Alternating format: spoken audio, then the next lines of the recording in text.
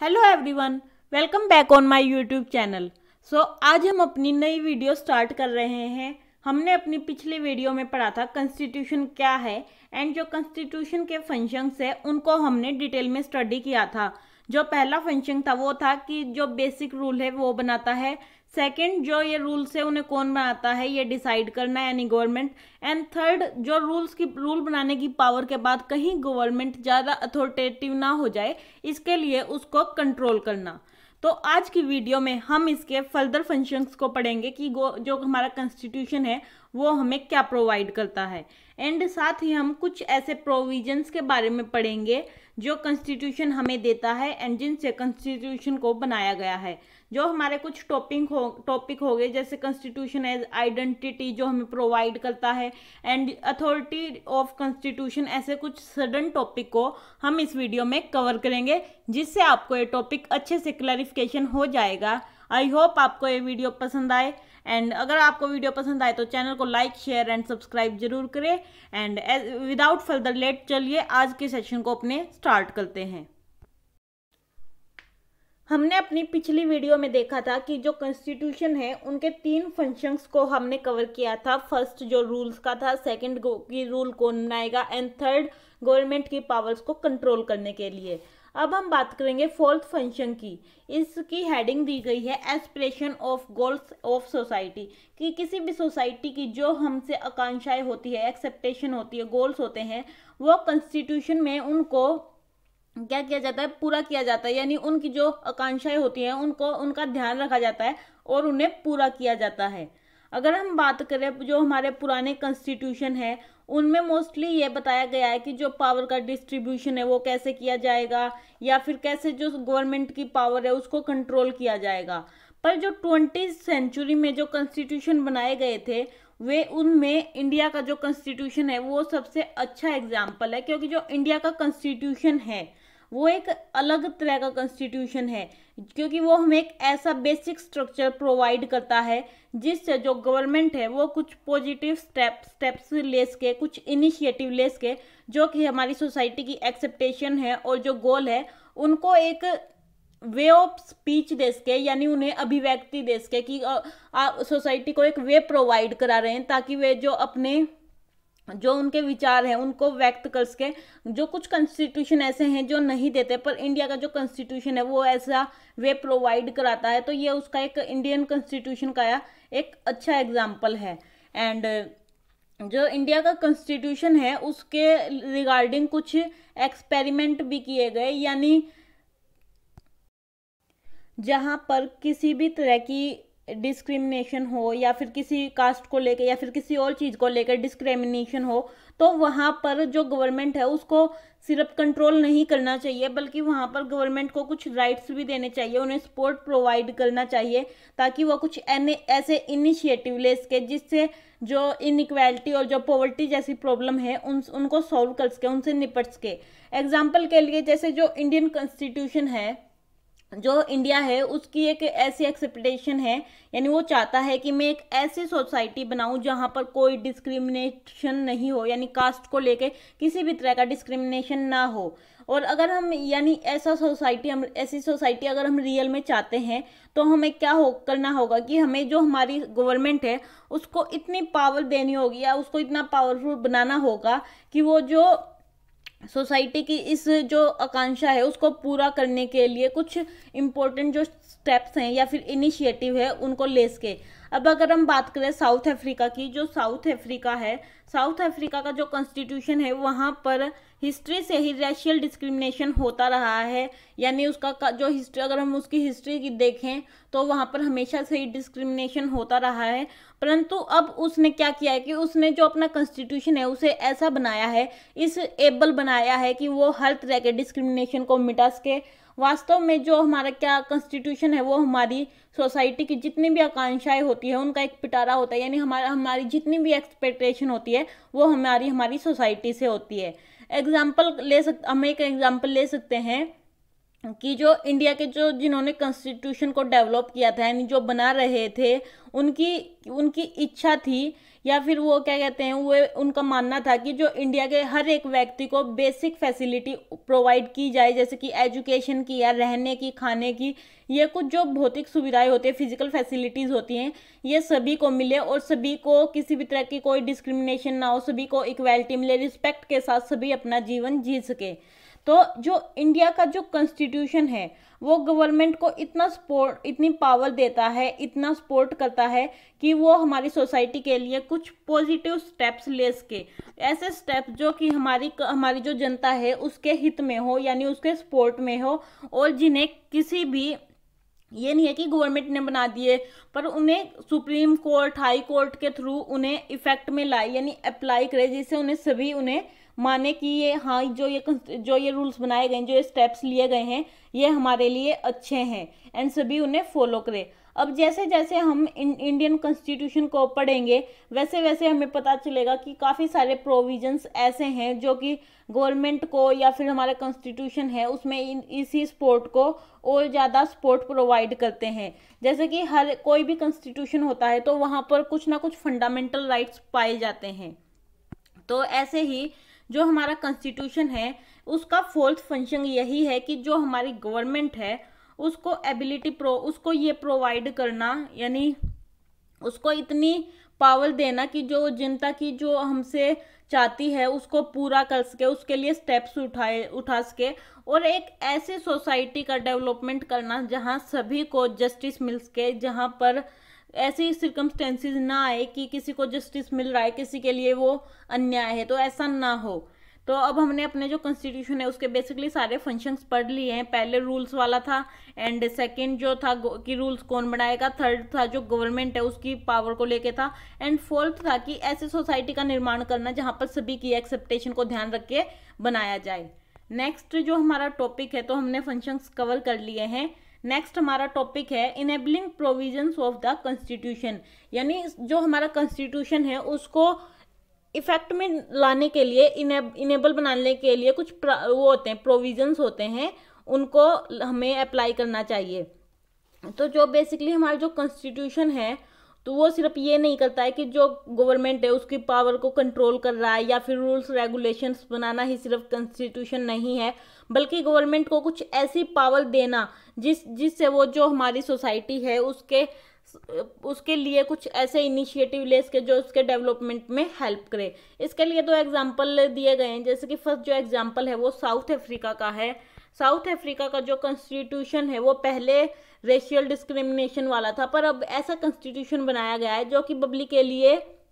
जो वहाँ की गवर्नमेंट को कुछ रूल्स रिस्पॉन्सिबिलिटी देता है, यानी ऑलमोस्ट सभी रिस्पॉन्सिबिलिटी देता है, जैसे इन्वायरमेंट को बचाने के लिए, या फिर कोई इनजस्टिस हो रहा है उसके लिए, कम्युनिटीज़ को बचाने के लिए, उनको राइट्स देने के लिए, और ऐसे प्रोविजंस भी बनाता है जहाँ सभी के लिए क्या कहते हैं, रहने के लिए, और जो बेसिक हेल्थ फैसिलिटीज़ है वो प्रोवाइड कराता है। एंड दूसरा जो एग्जांपल है वो है इंडोनेशिया का। इंडोनेशिया में भी जो नेशनल एजुकेशन है उसको बनाए रखना, एंड उसका जो मेंटेनेंस है उसको बनाए रखना, ये सभी जो इंडोनेशिया का कॉन्स्टिट्यूशन है ये इंश्योर करता है कि वहाँ पर जो गवर्नमेंट है वो जो गरीब और जो ऑर्फन बच्चे होते हैं, यानी अनाथ बच्चे होते हैं, उनकी देखभाल करेगी। तो ये सरकार को ये नहीं है कि कॉन्स्टिट्यूशन में जो सरकार है उसको सिर्फ पावर को कंट्रोल कर रहे हैं या फिर रूल्स रेगुलेशंस बना रहे हैं, बल्कि सरकार को ये उतनी पावर भी देता है ताकि वो हमारे हित के लिए कुछ इनिशिएटिव ले सके। तो ये काफ़ी छोटा टॉपिक था। आई होप आपको चारों फंक्शन को, यानी बेसिकली ये समझ आ गया होगा कि जो कॉन्स्टिट्यूशन है उसके क्या फंक्शन है। जो हमारा नेक्स्ट टॉपिक है वो टॉपिक है fundamental identity of A people, and क्या कहते हैं, यानी पीपल या फिर नेशन आ सकता है इसमें, कि किसी भी कोई भी राष्ट्र है उसकी जो बेसिक जो पहचान होती है वो क्या होती है। तो इस टॉपिक में क्या किया गया है कि इस टॉपिक में कुछ अलग से नहीं बताया गया है, यानी अभी तक जो आपने पढ़ा है उन्हीं को थोड़ा और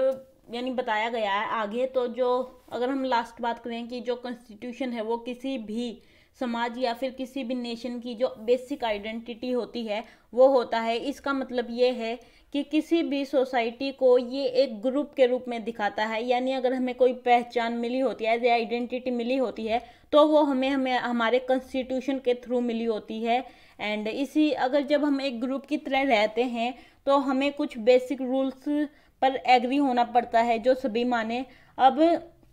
ये रूल्स कौन बनाएगा, कौन हम पे रूल करेगा, एंड इस जो ये मंत्रिमंडल, जैसे इन रूल बनाने में कौन कौन शामिल होगा, जैसे मंत्रिमंडल है उसमें कौन कौन से नेता होंगे, ये सभी अलग से डिसाइड होता है। एंड ये बनाने के लिए वैसे कुछ कैंडिडेट होते हैं, पर इनडायरेक्टली हम भी इसमें कहीं ना कहीं इन्वॉल्व होते हैं। तो जो हमारा कॉन्स्टिट्यूशन है वो हमें हमारी पहचान प्रोवाइड करता है, और कुछ बेसिक रूल्स और नॉर्म्स भी हैं जिन पर हमें एग्री होना पड़ता है। यानी ये जो रूल्स और रेगुलेशंस है ये हमें गवर्नमेंट देती है, पर हमें इन पर एग्री होना पड़ता है, क्योंकि ये हमें एक ऐसा स्ट्रक्चर प्रोवाइड करते हैं जिससे हम अपनी जो हमारी एक्सपेक्टेशन है एंड जो हमारे गोल्स हैं, हमारी फ्रीडम है, उनको हम एक्सप्रेस कर सकते हैं। क्योंकि जो हमारा कॉन्स्टिट्यूशन है वो साथ में हम पे कुछ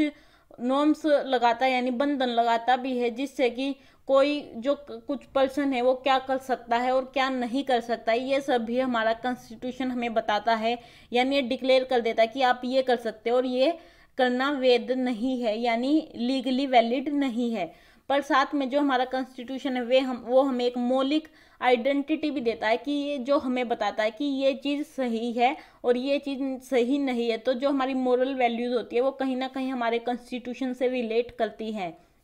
एंड जो तीसरा जो पॉइंट है वो ये है कि जो हमारा कॉन्स्टिट्यूशन है वो काफ़ी सारी क्या कहते हैं हमें वैल्यूज़ प्रोवाइड कराता है, हमें ट्रेडिशंस सारी चीज़ें सिखाता है। यानी जो वर्ल्ड में या फिर विश्व के सभी प्रकार के जो कॉन्स्टिट्यूशन है उनमें सभी चीज़ें जो एग्री की जाती हैं, तो हमारे कॉन्स्टिट्यूशन में भी वे चीज़ें एग्री की जाती है। तो हमें कुछ बेसिक नॉर्म्स में पढ़ाता है। अगर हम वर्ल्ड के कॉन्स्टिट्यूशन के बारे में देखें तो हर सभी के कॉन्स्टिट्यूशन अलग अलग है, सभी का जो प्रोसेस है वो बिल्कुल डिफरेंट है, लेकिन फिर भी उनमें कुछ चीज़ें ऐसी हैं जो एक दूसरे से सिमिलर है, यानी उनकी कैरेक्टरिस्टिक्स सेम है। यानी जैसे कि अगर हम कुछ राइट्स की बात करें, जैसे फंडामेंटल राइट्स की बात करें, तो जो फंडामेंटल राइट्स हैं वो सभी कॉन्स्टिट्यूशन में मोस्टली दिए गए हैं, जो कि सिटीजन्स को प्रोवाइड किए गए हैं, जिससे कि जो हमारा कॉन्स्टिट्यूशन है वो डेमोक्रेसी शो करता है, यानी लोकतांत्रिक दिखाता है अपने आप में। अब जो नेशनल आइडेंटिटी होती है वो कुछ हर कॉन्स्टिट्यूशन में अलग अलग ढंग से होती है। कुछ अपने ऐतिहासिक तौर से बनते हैं, जैसे कि अगर हम एग्जांपल ले जर्मनी का, तो जर्मनी का जो कॉन्स्टिट्यूशन है वो जर्मन नस्ल के बेस पर हुआ है। तो इस तरह से जो हमारा कॉन्स्टिट्यूशन है वो हमारी जो आइडेंटिटी है उसको रिप्रेजेंट करता है, एक अभिव्यक्ति देता है। अगर हम क्या कहते हैं, अगर दूसरी बात करें तो हम ये कि नस्ल या फिर जाति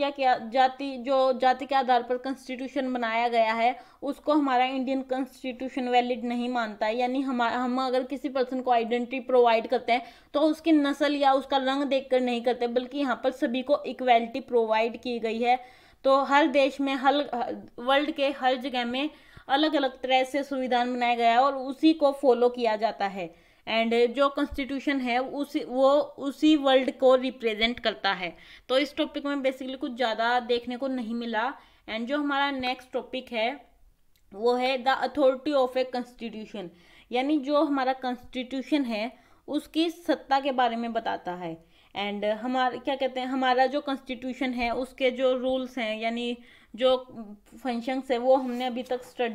पीछे स्टडी किए थे। तो यहाँ पर हमें कुछ क्वेश्चंस हैं वो मिलेंगे पढ़ने के लिए। इन क्वेश्चनों में सबसे पहले ये पूछा गया है कि जो हमारा कॉन्स्टिट्यूशन वो क्या है, कितना इफेक्टिव है एंड कितना हमें जस्टिस प्रोवाइड करता है। तो जो हमारा कॉन्स्टिट्यूशन है बेसिकली यहाँ पे बताया गया है कि जो कॉन्स्टिट्यूशन है उसकी क्या अथॉरिटी, यानी वो क्या है। तो जो कॉन्स्टिट्यूशन है वो एक रिटन डॉक्यूमेंट है जो कि लिखित होता है, यानी एक जो हमारा कॉन्स्टिट्यूशन है वो इंडिया में सबसे बड़ा रिटन डॉक्यूमेंट्स है, जिसमें हर एक स्टेट के लिए अलग अलग से प्रोविजंस होते हैं। यानी जैसे कि ये हमारा एक कॉन्स्टिट्यूशन का डॉक्यूमेंट है, यहाँ पर ये नहीं है कि सभी के लिए सेम हो, हर एक स्टेट के लिए अलग अलग से प्रोविजंस बनाए गए हैं। उनकी फिजिकल फीचर्स, जियोग्राफी को लेकर सभी के लिए अलग अलग से प्रोविजंस बनाए गए हैं। ये जो प्रोविजंस है ये हमें बताते हैं कि कोई भी स्टेट है उसका जो क्या कहते हैं उसकी इस्टेब्लिशमेंट कैसे होगी, कौन से रूल उस स्टेट को फॉलो करने पड़ेंगे, कौन से स्पेशल जो आर्टिकल्स है वे उस रूल उस जो स्टेट है उसमें लगाए जाएंगे। एंड जब हम किसी भी देश की बात करते हैं, यानी नॉट ए स्टेट, जब हम किसी देश की या फिर एक नेशन की बात करते हैं तो जो हम यानी इसी रिटर्न जो डॉक्यूमेंट है इसी के बारे में बात करते हैं। लेकिन कुछ ऐसी यानी जगह, जैसे अब हम बात कर रहे हैं यूके के बारे में, तो यूके के पास ऐसा कोई रिटर्न डॉक्यूमेंट्स नहीं है, बल्कि वहाँ पर संविधान उसे कहा जाता है क्योंकि वहाँ पर एक जो डॉक्यूमेंट्स हैं वो उनका पूरा ग्रुप है, यानी पूरी एक कम्युनिटी है, काफ़ी सारे अलग अलग डॉक्यूमेंट्स बनाए गए हैं, उन्हीं जो डॉक्यूमेंट्स हैं उनको ग्रुप में इकट्ठा करके तब एक कॉन्स्टिट्यूशन का नाम दिया गया है। तो ऐसा जरूरी नहीं कि जब हम किसी कॉन्स्टिट्यूशन की बात कर रहे हैं तो हम रिटन डॉक्यूमेंट्स की बात कर रहे हैं। सभी कंट्रीज ने अपने अकॉर्डिंग अलग अलग तरह से कॉन्स्टिट्यूशन को बनाया गया है, पर मोस्टली ये देखा गया है कि जो कॉन्स्टिट्यूशन है वो एक document as a paper, constitution paper की तरह ही यूज होता है। एंड उसमें उन सभी प्रोसीजर को बताया जाता है, उन जो कार्य होते हैं उनको सभी में को बताने का प्रयास किया जाता है, यानी जो सभी रूल्स रेगुलेशन है उनको पहले ही क्लियर कर दिया जाता है। पर बेसिकली क्या होता है कि जो काफ़ी सारे कॉन्स्टिट्यूशन है वो सिर्फ पेपर पर ही बने रह जाते हैं, उनको अप्लाई नहीं किया जा सकता। अब यहाँ पर इम्पोर्टेंट क्वेश्चन ये है कि जो कोई भी कॉन्स्टिट्यूशन है वो कितना इफेक्टिव है, कौन सी बात है जो उसे इफेक्टिव बनाती है, एंड कौन ये डिसाइड करता है कि हाँ ये इफेक्टफुल है या नहीं है। अब कोई भी कॉन्स्टिट्यूशन है उसको इफेक्टिव बनाने के लिए काफ़ी सारे प्रोविजंस होते हैं, या फिर एक फैक्टर नहीं होती है जिस पे कॉन्स्टिट्यूशन डिपेंड करता है, काफ़ी सारे फैक्टर होते हैं जिन पे उसको, जैसे कि जो कॉन्स्टिट्यूशन है उसको प्रोमलिगेशन करने का तरीका, एंड कैसे उसको राइट्स दिए गए हैं, कैसे उसको बैलेंस किया गया है। तो ऐसे काफ़ी सारे फैक्टर हैं जिन पे उसका इफेक्टिव होना क्या कहते हैं डिपेंड करता है। तो इन जो आगे के जो पॉइंट हैं उनमें इन्हीं जो फैक्टर्स हैं उनको थोड़ा डिटेल्स में बताया गया है, एंड साथ ही ये जो टॉपिक हैं ये इम्पोर्टेंट भी है। तो चलिए अब हम अपना नेक्स्ट टॉपिक स्टार्ट करते हैं। तो सबसे पहले जो टॉपिक है वो है इसका, जो हमारा कॉन्स्टिट्यूशन है उसको कैसे अपने उसमें पर्सनल में लाया गया है, यानी मोड ऑफ प्रोमलगेशन। अब प्रोमलगेशन का मतलब क्या होता है कि किसी भी चीज़ को अप्लाई करना, यानी एक जैसे चीज़ है वो एक थ्योरी, एक रिसर्च हुई है, अब उसको अप्लाई किया यानी उसको कैसे पर्सनल में लेके आया, तो प्रोमलगेशन में यही बताया जाता है। अब इसका मतलब है कि कोई भी जो कॉन्स्टिट्यूशन है वो कैसे अपनी एग्जिस्टेंस में आया, किसने जो हमारा कॉन्स्टिट्यूशन है बनाया, और इसे बनाने के पास किसको कितनी शक्ति दी गई थी। तो अब इसका आंसर हमें इसी में मिलेगा कि जो हमारा कुछ जो काफ़ी सारी कंट्रीज होती हैं उनका जो कॉन्स्टिट्यूशन है वो सक्सेसफुल नहीं हो पाता है, क्योंकि वो या तो उन जो एक आर्मी ने बनाया होता है या फिर ऐसे जो नेता होते हैं उन्होंने बनाया है जो कि अपने साथ जनता को नहीं लेके चल सकते हैं, या फिर उनके पॉइंट ऑफ व्यू जनता से अलग होते हैं। जैसे मोनार्की सिस्टम है, मोनार्की सिस्टम में क्या होता है कि राजा की चलती है, तो और पाकिस्तान में भी आर्मी सिस्टम रहा है, तो वो जो जनता है उसको रिप्रेजेंट नहीं करते। तो बेसिकली कुछ जो वे कॉन्स्टिट्यूशन बनाते हैं तो वो सक्सेसफुल नहीं हो पाता है। अगर हम बात करें वर्ल्ड के मोस्ट सक्सेसफुल कॉन्स्टिट्यूशन की, तो India, south Africa and United state के जो कॉन्स्टिट्यूशन है वो अब तक वर्ल्ड में सबसे सक्सेसफुल कॉन्स्टिट्यूशन माने गए हैं, क्योंकि जो ये कॉन्स्टिट्यूशन है इन्होंने ये नहीं है कि सिर्फ अपनी अपनी इन्होंने चीज़ें डाली है, बल्कि इन्होंने जो अलग अलग कॉन्स्टिट्यूशन है उनसे भी जो चीज़ें हैं यानी अच्छी चीज़ें थी, आइडियल चीज़ें थी, उनसे सीखा, देन उनको अपने कॉन्स्टिट्यूशन में अप्लाई किया। अगर हम इंडियन कॉन्स्टिट्यूशन का एग्जांपल ले, तो जो भारत का संविधान है वो बेसिक इनफॉर्मली दिसंबर 1946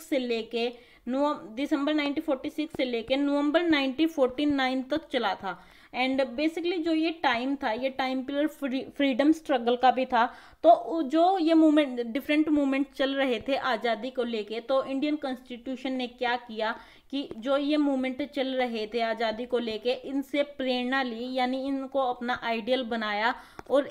देखा कि हमें एक ऐसा कॉन्स्टिट्यूशन बनाना होगा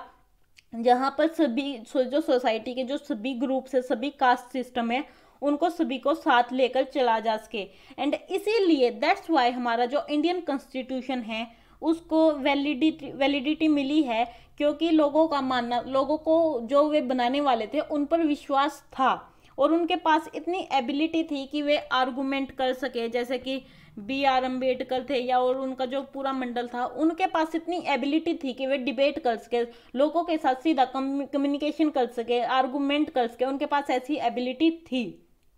तो जो हमारे संविधान के निर्माता थे, यानी जिन्होंने हमारे संविधान को इस्टेब्लिश किया, वो ये समझाने में सफल रहे कि ये जो हमारा कॉन्स्टिट्यूशन है वो हमें सिर्फ इंडिविजुअल पावर नहीं देता है, बल्कि जो ये हमारा ओवरऑल डेवलपमेंट करता है। इसीलिए हमारे जो संविधान है उसको लोगों ने एक्सेप्ट किया और सभी उसको मानने के लिए एग्री हुए। बेसिकली क्या हुआ कि जो कुछ और संविधान थे वहाँ पर कुछ और देशों में इसके लिए वोटिंग भी कराएगी, पर इंडिया का जो कॉन्स्टिट्यूशन है वो वहाँ पर किसी भी तरह की कॉन्स्टिट्यूशन को लेके वोट नहीं डालेगी, क्योंकि जो इंडिया का कॉन्स्टिट्यूशन है उसको बनाने वालों में जो यहाँ के फेमस जो पॉलिटिकल लीडर थे वो थे, एंड गवर्नमेंट जो हमारी पब्लिक थी उनको उन पर काफ़ी ज़्यादा ट्रस्ट था कि ये हमारे हित में ही काम करेंगे। और इस तरीके से जो इंडियन कॉन्स्टिट्यूशन है वो अपनी एग्जिस्टेंस में आया और उसको एक्सेप्ट भी किया गया और वो सक्सेसफुल भी रहा। तो आज के लिए बस इतना ही, क्योंकि ये वीडियो काफ़ी लंबी हो जाएगी और जब हम थोड़ा थोड़ा टॉपिक कवर करेंगे तो थोड़ा इजी भी रहता है और समझ में भी आता है। अगर एक बार वीडियो देखने से आपको समझ नहीं आएंगी चीज़ें, प्लीज़ आप वीडियो को 2 या 3 बार देखें, जिससे आपको जो टॉपिक है वो बिल्कुल क्लियर हो जाएंगे। तो अब हम अपनी नेक्स्ट वीडियो में भी आगे के टॉपिक कवर करेंगे, जैसे कि जिनमें बात करेंगे फंडामेंटल राइट्स की, कैसे जो ये डिफरेंट ऑर्गेनाइजेशंस हैं इन्होंने अपने आप को बैलेंस किया हुआ है। साथ ही हमें एग्जांपल लेंगे नेपाल के कॉन्स्टिट्यूशन का भी। तो चलिए आज के लिए बस इतना ही। आई होप आपको ये वीडियो पसंद आई हो, और अगर वीडियो पसंद आई हो तो चैनल को लाइक, शेयर एंड सब्सक्राइब जरूर करें। Thank you.